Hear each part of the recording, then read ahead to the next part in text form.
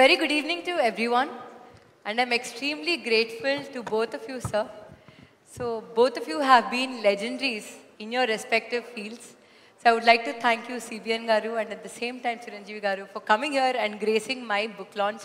This is the most precious moment for me, and I'm extremely thankful for this. Question is to Chiranjeevi Garu. So, initially, when I showed you this book, is Mindset Shift, sir, I was very amazed to see you have a lot of knowledge. మీరు NLP గురించి Richard Bandler గురించి చెప్పారు. You said you went to London to witness that session about phobia. I mean you know all these techniques. Maybe ఆ wordings తెలియదేమో, but you know the techniques. And I was very amazed to understand that you spend a lot of time with yourself, understanding yourself. So how important has been that spending time with yourself, and దానివల్ల అసలు ఎలాంటి ఉపయోగం ఉంది? First of all, మన ప్రియతమ గౌరవ ముఖ్యమంత్రి గారు నారా చంద్రబాబు నాయుడు గారు ముఖ్య అతిథిగా ఏర్పాటు చేసినటువంటి ఈ పుస్తక ఆవిష్కరణ కార్యక్రమంలో నేను ఒక అతిథిగా రావటం, నాకు అవకాశం కల్పించినటువంటి శరణి, వారి కుటుంబ సభ్యులు, ముఖ్యంగా మంత్రివర్యులు నారాయణ గారు, తన మామయ్య గారు, నా సోదరుడు గంటా శ్రీనివాస్, అండ్ చాలామంది అతిథి మహారథులు, అండ్ ఫ్యూచర్, మన రాష్ట్ర భవిష్యత్తు, మన దేశ భవిష్యత్తు మీ కళలో కనిపిస్తుంది. అలాంటి యంగ్స్టర్స్, ఆల్ స్టూడెంట్స్, మీ అందరికీ సభాముఖంగా నా హృదయపూర్వక అభినందనలు, ధన్యవాదాలు, నమస్కారాలు తెలియజేసుకుంటాను. It's a great opportunity to be here one amongst you all. ఇలాగా శరణి ఇంటికి వచ్చినప్పుడు ఒక బుక్ రాశాను. అది మీరు ముఖ్యమంత్రి గారు ఇనాగ్రేట్ చేస్తే బాగుంటుంది, వెరీ పర్పస్ఫుల్ బుక్ అని అమ్మాయి చెప్పినప్పుడు చాలా అమేజ్ అయ్యాను నేను. ఆ బుక్ని క్లుప్తంగా నేను 4-5 పేజీలు చూసినప్పుడు నాకు ఎప్పటి నుంచో ఇలాంటి పర్సనాలిటీ డెవలప్మెంట్ మీద, అలాగే సీక్రెట్ అనే ఒక బుక్ ఉండేది. అది ఎన్నో దశాబ్దాలు, 2-3 దశాబ్దాల ముందే ఆ బుక్ నేను చూడటం నాకు జరిగింది, తటస్థపడింది. అప్పుడు ఇంకా ఇండియాలో రాలేదు ఆ బుక్, దాని ట్రాన్స్లేషన్ కానీ దాని వీడియో నేను చూడటం జరిగింది. ఆ బుక్లో చెప్పిన ఎన్నో విషయాలు నాకు తెలుసో తెలియకనో నాకు నేనుగా అనుకున్న అవన్నీ ఆచరించడం మొదలుపెట్టాను నేను. అది నాకు ఎంతో హెల్ప్ అయింది. ఓ ఇలా ఉంటుందా అన్నది.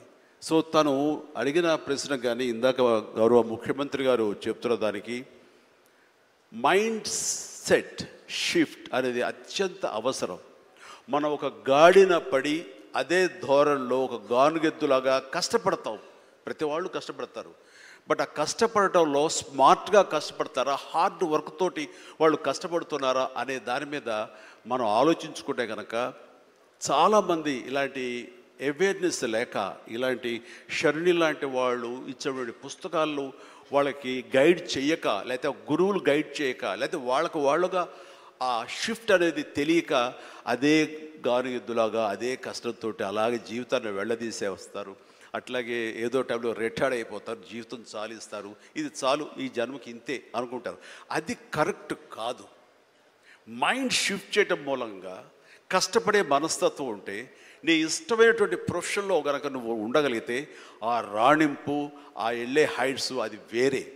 అంటే ఉదాహరణకి నేను చెప్పుకుంటే, నా గురించి సాదాసీదా కుటుంబంలో పుట్టి ఒక మామూలుగా ఒక డిగ్రీలో యావరేజ్ మార్కులతో చేసిన తర్వాత ఏం చేయాలి, ఎలా చేయాలి అని అనుకుంటే నా తల్లిదండ్రులు నన్ను గైడ్ చేసేంత నాలెడ్జ్ కూడా వాళ్ళకి లేదు.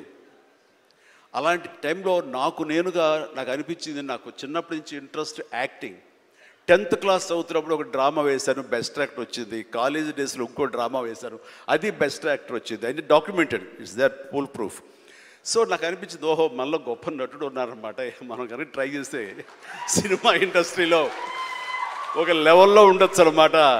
ఎందుకు వెళ్ళకూడదు మనం సినిమా ఇండస్ట్రీకి అని అనగానే ఎవరితో మాట్లాడినా సరే ఏ సినిమా ఇండస్ట్రీ తక్కువ అనుకుంటున్నావా, నీకు తెలిసిన వాళ్ళు ఉన్నారా, నువ్వు వెళ్ళగానే పెద్ద గొప్ప అందగాడివా, నేను వెల్కమ్ చేసేస్తారా అంటూ అందరూ నెగిటివ్గానే అనేవాడు. అదే సహజం, ఎందుకంటే ఇండస్ట్రీకి వెళ్ళి పాడైపోయిన వాళ్ళు అధిక సంఖ్యలో కనబడుతున్నప్పుడు నేను ఎక్కడో లింగులు ఇటుకుమంటూ నర్సాపురం మొగల్తూరు ఆ ప్రాంతం నుంచి వెళితే కనుక ఎంకరేజ్ చేసే బయలు ఉన్నారో వెళ్ళరా అనేవాళ్ళు ఎందుకు ఉంటారు. కానీ లోపల నా తపన అంతా ఖచ్చితంగా వెళితే వెళ్ళాలి అనిపించింది. అదే విషయం అమ్మా నాన్నలు చెప్పాను. నేను మైండ్ షిఫ్ట్ గురించి మాట్లాడుతున్నాను. అమ్మా నాన్నలు చెప్తే నువ్వు వెళితే నీకు ఇంట్రెస్ట్ ఉంటే వెళ్ళు, కానీ ఏదైనా జరగచ్చు, రేపు నువ్వు రాణించవచ్చు రాణించకపోవచ్చు. అలాంటి పరిస్థితుల్లో టైం వేస్ట్ కాకుండా ఇంకో కోర్స్ కూడా చేస్తే నువ్వు చెన్నై వెళ్తానంటున్నావు, నీ ఫిలిం ఇన్స్టిట్యూట్ ట్రైనింగ్తో పాటు ఇంకో కోర్స్ కూడా చేస్తే బాగుంటుంది కదా. సపోజ్ ఇది రాణించలేదు, ఇంకో దాంట్లోకి వెళ్తావు, టైం వేస్ట్ కాదు అంటే వాళ్ళ మాట కాదనలేక ఏమో బొమ్మ పైకి సిరితే కాయిన్ బొమ్మ పడవచ్చు బొలుసు పడవచ్చు, జీవితంలో ఏది మనం ఊహించి చెప్పలేము అనే ఉద్దేశంతో నేను ఏం చేశానంటే ICWI institute of cost accountants and works of India, ఇది ఎగ్మూర్లో ఉంటుండేది చెన్నైలో. అక్కడ నైట్ కాలేజీ చేస్తూ పగలంతరేమో ఫిలిం ఇన్స్టిట్యూట్లో ట్రైనింగ్ తీసుకుంటూ అలాగా 2 జోడు గుర్రాల స్వారీ లేదా 2 పడవల మీద ప్రయాణం చేయడం ప్రయత్నం చేశాను. కానీ ఎక్కడో నాకు ఇష్టం లేనిది అంతంత మాత్రంగా తప్పదని చేయబడ్డటువంటి ICWI కోర్సు మీద నాకు నిరాశక్త కలిగింది. దాన్ని నెమ్మదిగా దానికి తెలియదుకాలు ఇచ్చేసి వదిలేశాను. ఆ తర్వాత ఫిలిం ఇన్స్టిట్యూట్లోనే నేను ఏమైనా చేయాలి, చావో రేవో బతుకో చావు ఇక్కడే ఉండాలి, మనం ఇందులో చేయాలి. ఎప్పుడైతే నేను ఒక డెసిషన్ తీసుకున్నానో నన్ను నేను ప్రూవ్ చేసుకోవడానికి నేను కష్టపడి పనిచేయాలి, నేను ఇందులో సాధించాలి, ఏమైనా అయ్యి తీరాలి అంటూ చాలా స్ట్రాంగ్గా నేను అనుకున్నాను. లేకపోతే నాకు జీవితం లేదు అనుకున్నాను. అలాంటి పరిస్థితుల్లో సినిమా ఇండస్ట్రీలో ఫిలిం ఇన్స్టిట్యూట్లో నేను ట్రైనింగ్ తీసుకోవడం ఏంటి, సినిమా అవకాశాలు రావడం ఏంటి, అవి సద్వినియోగపరచుకోవడం ఏంటి, దాన్ని ద బెస్ట్ నేను చూపించుకోవడం ఏంటి, అక్కడ ఉన్నటువంటి డైరెక్టర్స్ వీళ్ళందరి చేత వావ్ అనిపించుకోవడం ఏంటి, అందరి దృష్టి నా మీద ఉండేలాగా నేను ఎక్కువగా యాక్టివ్గా ఉన్నటువంటి ఇవన్నీ నాకు దోహదపడి సినిమాలతో సినిమా అలాగా అంచెలంచెలుగా నేను ఈ రోజున మీరు చూస్తున్న ఈ స్థాయికి నేను వచ్చాను. ఇక్కడ ఏంటంటే ఏమైనా సరే 2 చేద్దాం, ఏమో జీవితం ఏమవుతుందో అనే అభద్రతా భావంతో ఉండే కంటే కాదు, ఖచ్చితంగా అనుకుంటే సాధించవచ్చు, నాలో టాలెంట్ మీద నాకు నమ్మకం ఉందని సాధించగలరు, కాబట్టి అది వద్దు అనుకుంటూ మైండ్ షిఫ్ట్ చేసుకుని దీని మీద ఫోకస్ పెట్టాను సరే, అక్కడ నేను సఫలీకృతునయ్యాను. అదే శరాణి చెప్పేది. ఎక్కడ డౌట్ ఉండకూడదు. ఆ ప్రొఫెషన్ నీకు ఇష్టమైన ప్రొఫెషన్ అయ్యి ఉండాలి, దాని మీద నువ్వు ఇంట్రెస్ట్ పెంచుకోవాలి, అది సాధించడానికి కష్టపడి పనిచేయాలి, ఒళ్ళొంచి పనిచేయాలి, అది కూడా స్మార్ట్గా పనిచేయాలి. వీటన్నిటితో పాటు మన వ్యక్తిత్వం, మన బిహేవియరు, మన మంచితనం ఇవన్నీ కూడా యాడెడ్ ఫ్లేవర్, అది చక్కటి అందాన్ని ఇస్తాయి నువ్వు వెళ్తున్న ఈ బాటలో. అది చాలా ఇంపార్టెంట్. చాలామంది అత్యున్నత స్థానానికి వెళ్ళిపోతుంటారు, కానీ క్యారెక్టర్ లేకపోతే వాళ్ళు ఎంత ఎత్తుకెళ్ళినా సరే సర్లే పెద్ద చేసేళ్ళ అని అంటారు. అది ఎంత లేదన్నా సరే ఆ క్యారెక్టర్ కూడా నీకు లేని అందాన్ని తీసుకొస్తుంది, నీ కష్టానికి మరింత అందం ద్విగుణీకృతం అవుతుంది, నీ ఫలితం కూడా అంత బాగా ఉంటుంది. కాబట్టి మైండ్ సెట్కి షిఫ్ట్ అనేది చాలా చాలా అవసరం. ఆ రకంగా శరాణి చేసినటువంటి ప్రయత్నం సఫలీకృతం అవుతుంది, చాలామంది రీచ్ అవుతుంది, చాలామంది లబ్ధిదారులు పొందుతారు. అండ్ చెప్పాలంటే మన నారా చంద్రబాబు నాయుడు గారు కూడా చిన్నతనం నుంచి కాలేజీ రోజు నుంచి నాయకత్వ లక్షణాలతోటి అక్కడ నాయకుడుగా కాలేజీలో ఉంటూ అక్కడి నుంచి తనకి ఇష్టమని ఈ ఫీల్డ్లో రాణించాలి, నా రాష్ట్రానికి సేవలు చేయాలి, ఇక్కడ ఏమైనా సరే అవ్వాలి అనే అకుంఠిత దీక్షతో అయ్యారు. ఆ రోజున రామారావు గారు ఉంటారని ఆయన పాలిటిక్స్కి వస్తారని కాదు, ఆయనకు మీద నమ్మకం. ఆయన అట్లా ఏ మారుమూలు ఉన్నా నేను ఎట్లయితే యాక్టింగ్ మీద నా నమ్మకంతో నేను ఎలా ఉన్నానో అలాగే నాయకత్వ లక్షణాలతోటి పాలిటిక్స్లో రావాలి, రాణించాలి, ఇతోధికంగా ఎంతో సేవలు చేయాలని అనుకున్నారు. కాబట్టి నాయకుడిగా, స్టూడెంట్ నాయకుడిగా, విద్యార్థి నాయకుడిగా ఉన్న ఆయన పాలిటిక్స్లో రావడం ఏంటి అనుకోని పరిస్థితుల్లో అవకాశాలు వస్తే వాటిని చేజిక్కించుకుని వాటిని ఆసరాగా తీసుకుంటూ అంచెలంచెలుగా ఎదుగుతూ ఈ రోజున మనం చూసేటువంటి అద్భుతమైనటువంటి ఒక మహానాయకుడిగా ఎదిగారు. ఆయన దిశానిర్దేశంలో, ఆయన నాయకత్వంలో హైదరాబాద్ దగ్గర నుంచి ప్రతి నగరం, అంటే ఫస్ట్ ఇండియాలో ఆఫ్టర్ బెంగళూరు మళ్ళీ అలాంటి ఐటీ నగరంగా, అంటే ఎంత విజనరీ అంటే ఫ్యూచర్లో ఇది డెఫినెట్గా ఈ రోజున మనం అనుకుంటున్నాం డిజిటలైజేషన్, ఆ రోజున అంత ఉధృతంగా లేదు.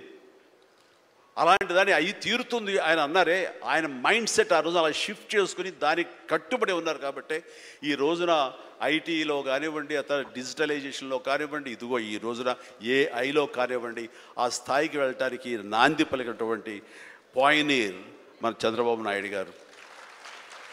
సో ఇలాంటి నాయకుల మైండ్ సెట్ షిఫ్ట్ అవ్వడం అన్నది ఎంతగా అభివృద్ధిలోకి ఎంత ఇదిగా ఉందో మనం తేటతెల్లంగా చూస్తున్నాం. కాబట్టి it's a wonderful subject, Sharini. I do appreciate. All the very best. Thank you so much, sir. Sir, I want to know from you, do you have any thoughts that have transformed into habits?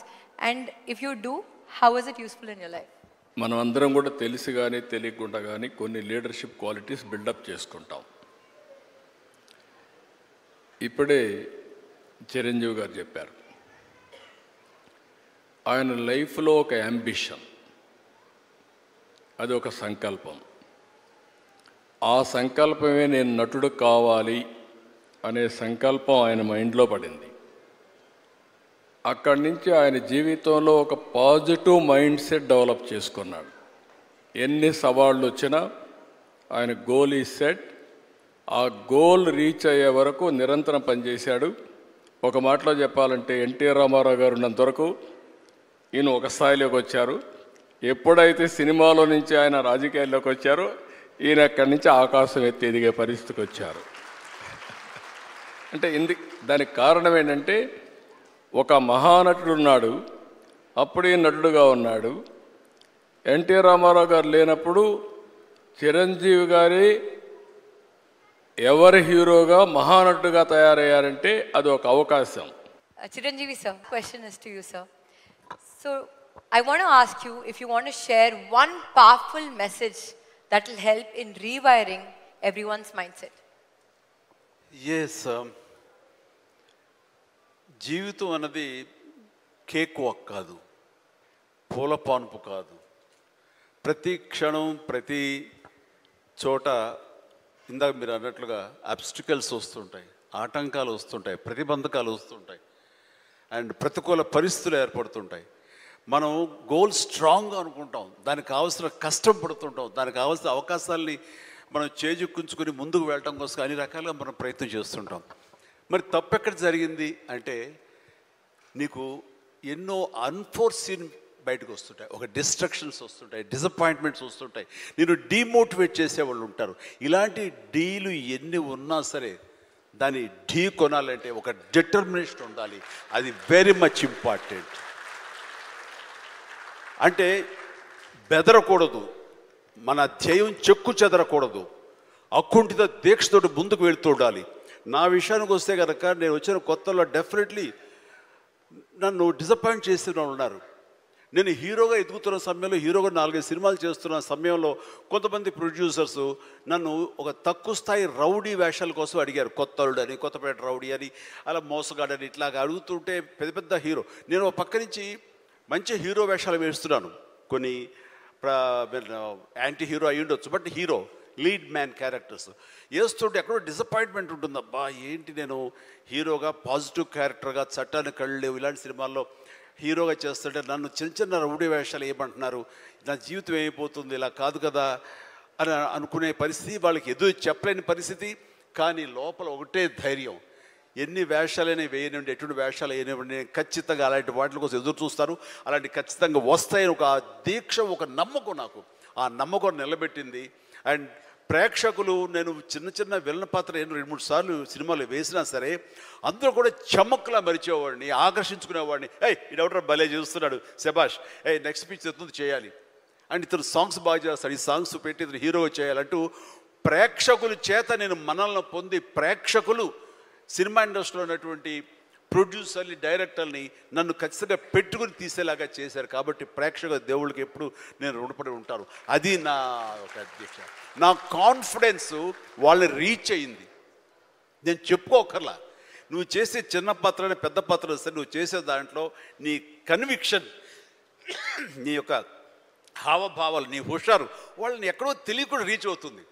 Cycle కుర్రాడు అంటారు మనూరు పాండవులు, అది 5 మందితో పాటు నేను ఒక కుర్రవాడిని. వాళ్ళకంటే పెద్ద క్యారెక్టర్ నాకు లెంగ్త్ ఏమి లేదు, వాళ్ళకంటే స్ఫురద్రూపేం కాదు.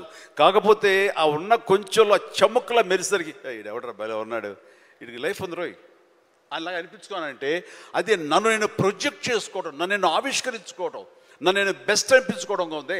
నిరంతరం అదే థాట్తో ఉండి ఆ నమ్మకంతో ఉంటే ఖచ్చితంగా ఇలాంటి డీల్ ఎన్నొచ్చో సరే ధీటుగా ఢీ కొట్టగలం. ఇది నేను చెప్తాను. అంటే ఇంకా ప్రధానమైన ఉదాహరణ చెప్పాల్సి వస్తే మహానాయకుడిని ఇక్కడ ఉన్నారు. అలిపిరి సంఘటనతో అక్కడి నుంచి పడి లెగిచి ఎంత డీమోటివేట్ అయిపోవాలి, చావు తప్పి కన్నులు అట్టపోయినట్లుగా ఆ రోజున పరిస్థితి ఉన్నప్పుడు ఆ విజువల్స్ చూసి ఎక్కడ చెక్కు చెదరలేదు. ఆయన మానసిక స్థైర్యంతో ఉన్నారు.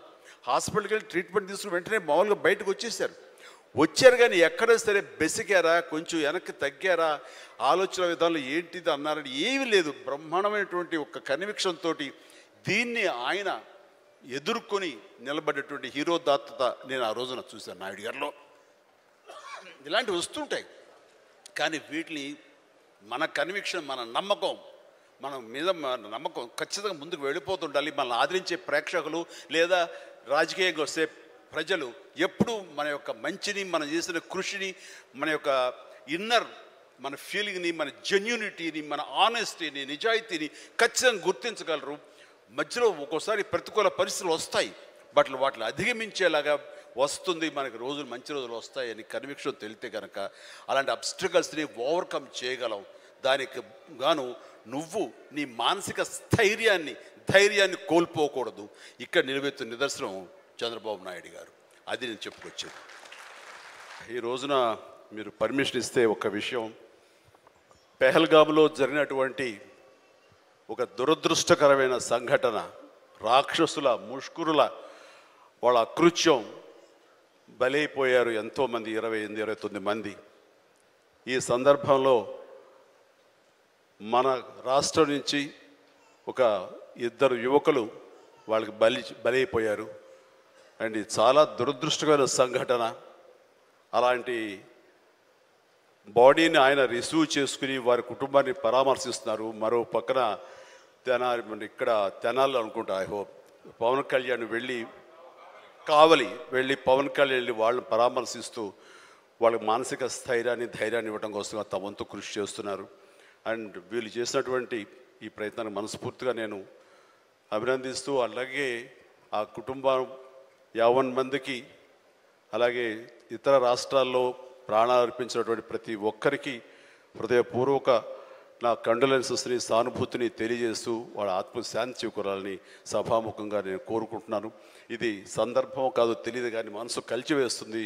ఇలా మీతో షేర్ చేసుకుంటే కొంచెం ఊరట లభిస్తుందని వారి సమక్షంలో నేను తెలియజేసుకుంటున్నాను.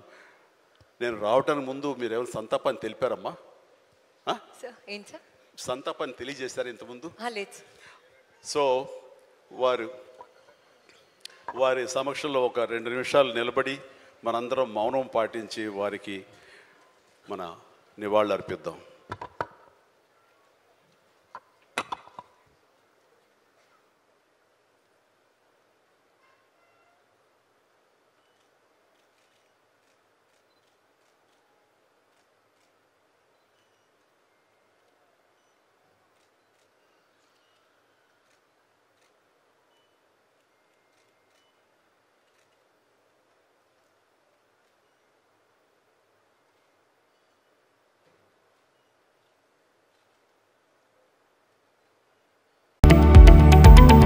లేటెస్ట్ న్యూస్ అప్డేట్స్ కోసం ఇప్పుడే డౌన్లోడ్ చేసుకోండి మీడియా ఎఫెక్ట్స్ యాప్.